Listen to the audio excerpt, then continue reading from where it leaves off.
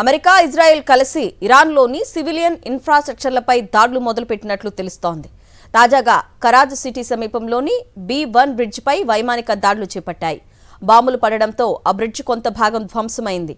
దీన్ని మిడిల్ ఈస్ట్లోనే ఎత్తైన వంతెనగా పరిగణిస్తారు.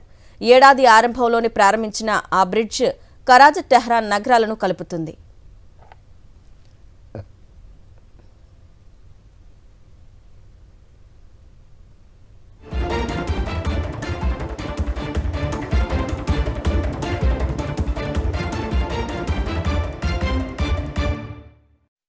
అమెరికా, ఇజ్రాయెల్ కలిసి ఇరాన్లోని సివిలియన్ ఇన్ఫ్రాస్ట్రక్చర్లపై దాడులు మొదలుపెట్టినట్లు తెలుస్తోంది. తాజాగా కరాజ్ సిటీ సమీపంలోని B1 బ్రిడ్జిపై వైమానిక దాడులు చేపట్టాయి.